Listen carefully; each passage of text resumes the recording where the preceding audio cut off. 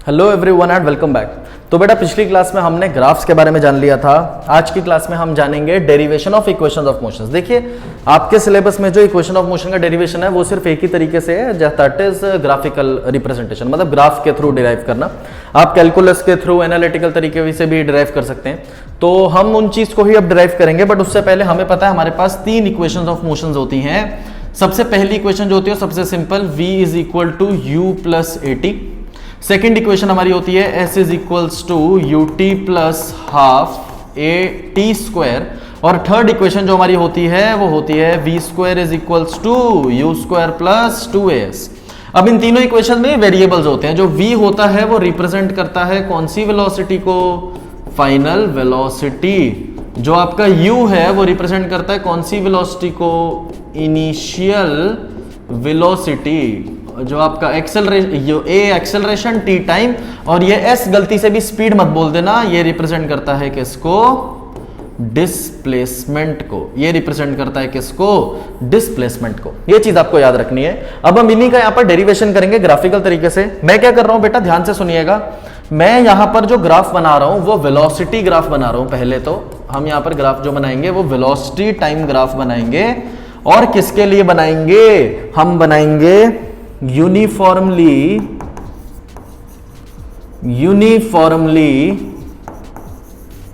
Accelerated motion. अब इसका ना बहुत इंपॉर्टेंट चीज, मतलब आपको क्या याद रखना है, ये जो इक्वेशंस ऑफ मोशंस हैं ये वहीं लग सकती हैं जहां पर एक्सेलरेशन जो है वो क्या होगी? कांस्टेंट होगी। तभी ये इक्वेशंस, क्योंकि हमने डिराइव ही किसके लिए करी है? Uniformly accelerated motion. Uniformly accelerated का मतलब क्या है? वेलोसिटी एक पैटर्न में बढ़ेगी और एक्सेलरेशन क्या होगी? कांस्टेंट होगी। अब एक्सेलरेशन अगर कांस्टेंट है तो आपका इसका मतलब क्या है कि समय के साथ जो एक्सेलरेशन है वो वेरी नहीं करनी चाहिए।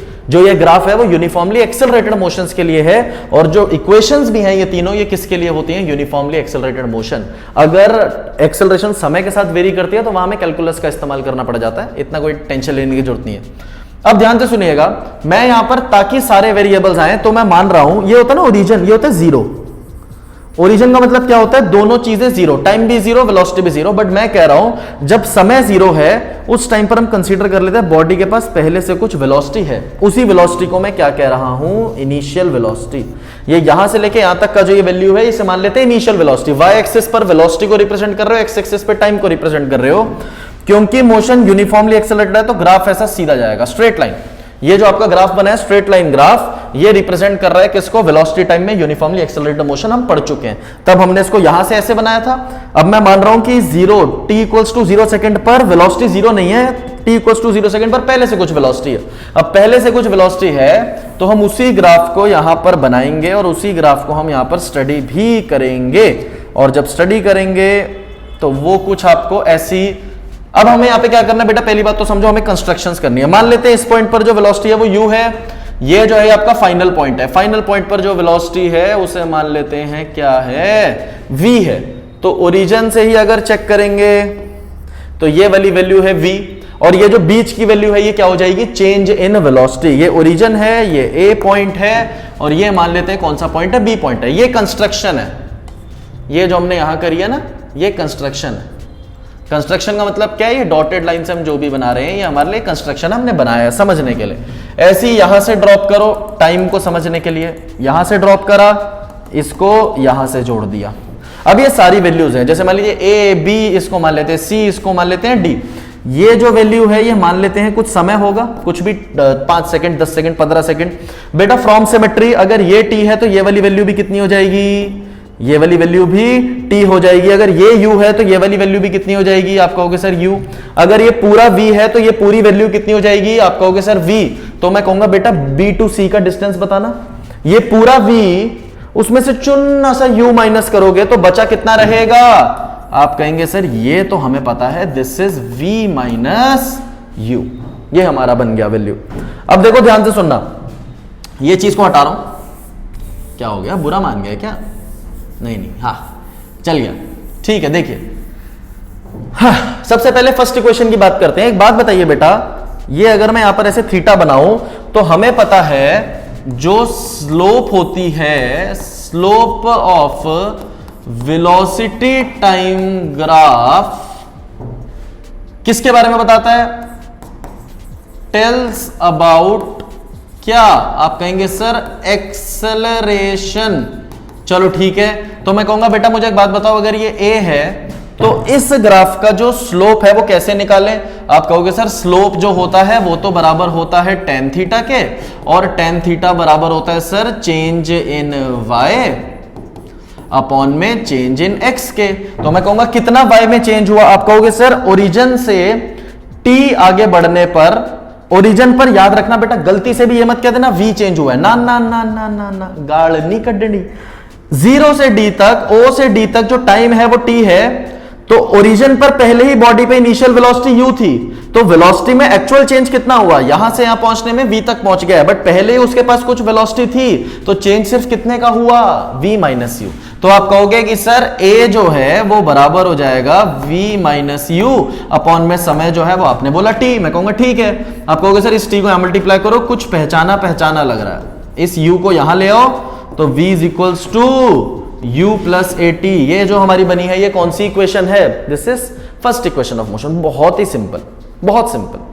अब ये बनी आपकी कौन सी इक्वेशन? First equation. अब एक चीज और समझिएगा बेटा, हाँ एक चीज मैं आपको बताने से भूल गया, मुझे माफ करें, गलती मारे से हो गई। ये वेलोसिटी है, ये टाइम है। वेलोसिटी टाइम ग्राफ की बात करते हैं बेटा। जब भी हम वेलोसिटी टाइम ग्राफ की बात करते हैं तो आपको एक चीज याद रखनी है, अगर ये ग्राफ ऐसा है तो जब भी आपसे बोला जाता है ना area under graph, area under graph, जब भी हम बात करते हैं किसकी? एरिया अंडर ग्राफ की, तो ग्राफ के अंडर का एरिया मतलब क्या है? ये रहा ग्राफ, इसके अंदर का एरिया। एक्स एक्सिस की तरफ चलो, ये सारा जो एरिया है ये एरिया अंडर क्या हो जाएगा? ग्राफ हो जाएगा ये। तो ये एरिया अगर मैं निकालूं, ये है टाइम, ये है वेलोसिटी, तो स्क्वायर का एरिया क्या होता है? एक्स इंटू वाई, तो वेलोसिटी इंटू टाइम, ये किसके बराबर होता है? डिस्प्लेसमेंट। तो आपको यहां से एक चीज याद रखनी है, क्यों बोल रहा हूं? क्योंकि अभी यहां इस्तेमाल होगी। एरिया अंडर ग्राफ, जो area under velocity time graph होता है वो आपको किसकी वैल्यू देता है? डिस्प्लेसमेंट। बार बार मेरे साथ बोलेंगे, area under velocity time graph displacement, area under velocity time graph displacement, area under velocity time graph displacement. अगर आप कभी भी वेलोसिटी टाइम ग्राफ के अंडर का एरिया निकालेंगे तो आपको इंफॉर्मेशन देगा किसकी? डिस्प्लेसमेंट की। Displacement, displacement. अब चलिए, अब हम बात करते हैं, पहले तो ये पहचानते हैं एरिया है कौन सा। आप कहोगे सर रुको हमें पता है। बेटा ये रहा ग्राफ, ये एक्चुअल लाइन है, बाकी तो कंस्ट्रक्शन है। ये है ग्राफ, इसके बीच में और एक्स एक्सिस के बीच में जो एरिया आ रहा है, क्या वो तुम्हें ये दिख रहा है?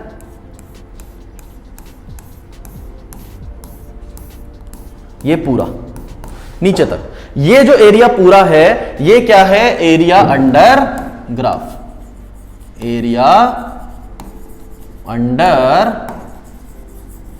ग्राफ, ये है हमारा एरिया अंडर ग्राफ। अब जब हम इस बेसिस पर बात करेंगे तो ध्यान से समझना बेटा, इस एरिया को निकालने के दो तरीके। ध्यान से देखो, क्या आपको ये दिख रहा है? एक तो आपको दिख रहा होगा ये ट्रायंगल, ये रहा ट्रायंगल, ये एक दिख रहा है, इसको अगर मैं बोल दूं फर्स्ट, और एक आपको दिख रहा होगा क्या? ये रेक्टेंगल, ये जो रेक्टेंगल है, इसको अगर मैं बोल दूं सेकंड।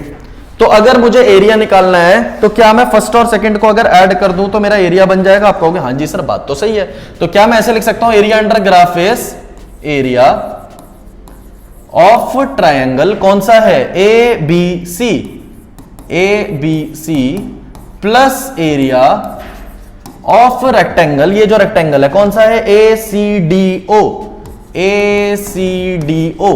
बस बन गया बेटा। Area under velocity time graph किसकी इंफॉर्मेशन देता है? डिस्प्लेसमेंट। इसको तो लिख दो एस। एरिया ऑफ ट्रायंगल निकाल सकते हो, ट्रायंगल का एरिया क्या होता है? Half into base into height, तो ये हो गया हाफ इंटू में बेस कितना ट्रायंगल का? टाइम इंटू बेस इंटू में हाइट कितनी है? v माइनस यू, तो half into base into height, तो ये हो गया। प्लस में एरिया ऑफ इस रेक्टेंगल की बात करो, एरिया आप कहोगे सर साइड इंटू साइड होता है, तो u इंटू टी हो जाएगा, तो ये हो गया u इंटू टी। बेटा हम पता है कौन सी इक्वेशन डिराइव कर रहे हैं? Second equation. और सेकंड इक्वेशन का फॉर्मूला क्या है? s is equals to u T plus half A T square, जिसमें से s हमें मिल चुका है, ut हमें मिल चुका है। इस चीज में गड़बड़ है, ये देखिए, ये है हाफ ए टी स्क्वायर। अब बात आती है हाफ ए टी स्क्वायर की, तो बेटा हाफ तो मिल गया, टी भी मिल गया, ये गड़बड़ कर रहा है। v माइनस यू नहीं होना चाहिए, उसकी जगह कौन होना चाहिए? एक्सेलरेशन। अब एक्सेलरेशन को कहां से लाएं? हमें पता है कौन सी equation? From first equation. First equation से हमें पता है acceleration is v minus you upon T. क्या यहां से मैं v माइनस यू को लिख सकता हूं a into T, therefore v minus you जो है वो बराबर हो जाएगा किसके? a इंटू टी के। अब उस a इंटू टी की वैल्यू यहां पुट कर दो, तो क्या मैं इसे ऐसे लिख सकता हूं? s is equals to half into t into v minus u की जगह क्या रख दो? ए टी, प्लस में कौन है? U T. लो बन गया s इज इक्वल्स टू, इसको पहले लिख दो U T plus half T into T क्या हो जाएगा? T square, half A T square. टड़ा, ये कौन सी इक्वेशन हो गई? Second equation. अब पता क्या करना, देखो फर्स्ट इक्वेशन तो बहुत ही सिंपल है, कोई नहीं पूछता, मतलब पूछ सकते हैं, ऐसा नहीं पूछ नहीं सकते। सेकंड इक्वेशन की जब हम बात करते हैं, आपको क्या याद रखना है? सेकंड इक्वेशन डिराइव होती है एरिया निकाल के। एरिया अंडर ग्राफ होता है डिस्प्लेसमेंट। एरिया निकालने के दो तरीके हैं, ट्रायंगल प्लस रेक्टेंगल, और एक अभी देखेंगे। जब आप ट्रायंगल के एरिया और रेक्टेंगल के एरिया को ऐड करोगे तो आपको कौन सी इक्वेशन मिलेगी? Second equation. एक चीज और समझना बेटा, मे भी आपने ना समझा हो, अभी मैं बता देता हूं। ये चीज को हम हटा रहे हैं, एरिया अंडर ग्राफ तो अपना रहेगा ही। आप इस एरिया अंडर ग्राफ को ना एक और तरीके से निकाल सकते हो। अब आप कहोगे सर कैसे? मैं कहूंगा ध्यान से देखो बेटा, ये जो पूरा जूता बना हुआ है, आपको समझ नहीं आएगी जूता, ये जो पूरी फिगर बनी हुई है इसको मैं अलग से बना रहा हूं। यहां ऐसे ऐसे ऐसे और ऐसे ऐसे बना हुआ है। आपने क्या करा था? ट्रायंगल का एरिया प्लस, आपने क्या करा था? ट्रायंगल का एरिया प्लस रेक्टेंगल का एरिया। मैं कह रहा हूं भाई ऐसे मत करो, मैं कह रहा हूं क्या करो, ये तुम्हारे लिए टी है, ये भी तुम्हारे लिए टी है, ये तुम्हारे लिए यू है, ये पूरा तुम्हारे लिए क्या है? वी है। ये जो फिगर है ना, ये जो फिगर है इसे हम ट्रेपेजियम के नाम से भी जानते हैं। और ट्रेपेजियम जो होता है पीए होता है, शायद से स्पेलिंग मुझे याद नहीं, कोई नहीं, कभी कभी होता है, छोटी छोटी गलतियां होती रहती हैं बड़े बड़े सेंटर्स पे। ट्रेपेजियम, जब हम ट्रेपेजियम की बात करते हैं, ट्रेपेजियम कैसे बनता है? दो पैरेलल साइड्स होती हैं, दो पैरेलल साइड्स होती हैं और उनके बीच में क्या होता है? एक डिस्टेंस होगा। जैसे ये देखो, ये वाली पैरेलल, ये वाली पैरेलल, और इनके बीच में एक परपेंडिकुलर डिस्टेंस होगा। इसी को ऐसे समझो, क्या ये वाली साइड और ये वाली साइड आपस में पैरेलल है? आप कहोगे हां जी सर, दोनों ऐसे हैं। क्या उन दोनों के बीच में एक परपेंडिकुलर डिस्टेंस है? आप कहोगे हां जी सर। तो ट्रेपेजियम का एरिया एक और फॉर्मूला होता है, एरिया जो होता है ट्रेपेजियम का वो क्या होता है? Half into sum of parallel sides into perpendicular distance between them. मतलब half into sum of parallel side, इस साइड और इस साइड का सम इंटू परपेंडिकुलर डिस्टेंस, इन दोनों के बीच में परपेंडिकुलर डिस्टेंस ये रहा। इस तरीके से भी एरिया निकाला जा सकता है, मैं बस ये समझा रहा हूं। अब आप इस ट्रेपेजियम का एरिया यहां निकालेंगे, इससे आपको थर्ड इक्वेशन मिल जाएगी, ध्यान से देखिएगा। अगर मैं आपसे बात करता हूं कौन सी इक्वेशन की? थर्ड इक्वेशन की। तो आपको उसे कैसे याद रखना है? फिर से वही चीज, area under graph. Area under graph जो होता है वो किसके बराबर हो जाएगा? अब हम बात कर रहे हैं किसकी? Area of trapezium. मुझे यही याद है, मैं यही लिखूंगा, गलती भी तो माफ कर देना। अब एरिया अंडर ग्राफ की बात करें तो ग्राफ के अंडर का एरिया जो है वो तो हमें पता है किसकी वैल्यू बताता है? डिस्प्लेसमेंट। एरिया ऑफ ट्रेपेजियम की बात करें तो हाफ इंटू में पैरेलल साइड्स, u प्लस ये पूरी साइड जो है वो v के बराबर है। बेटा गलती से भी इस छोटी वाली को मत मान लेना, पूरी साइड। तो क्या हो जाएगा? u plus v, half into sum of parallel sides और इंटू में कौन सा डिस्टेंस? Perpendicular distance. दोनों के बीच में परपेंडिकुलर डिस्टेंस क्या है? ये रहा। क्या है ये? t। Half into sum of parallel sides into perpendicular distance between them, मतलब इंटू टाइम। अब याद रखो, जो थर्ड इक्वेशन होती है वो होती है v square is equals to u square plus 2as। भाई साहब थर्ड इक्वेशन में ना टाइम नहीं होता, टाइम को गायब करो। अब आप कहोगे सर टाइम को कैसे गायब करें? फिर से वही चीज, हर दोनों में ही फर्स्ट इक्वेशन का इस्तेमाल करना है। Using first equation v is equal to क्या होता है? u plus a t. यहां से टाइम को निकालो बाहर। कैसे? u को इधर ले आओ तो बनेगा v minus u is equal to a t. a को नीचे फेंक दो तो v minus you upon a किसके बराबर आ गया?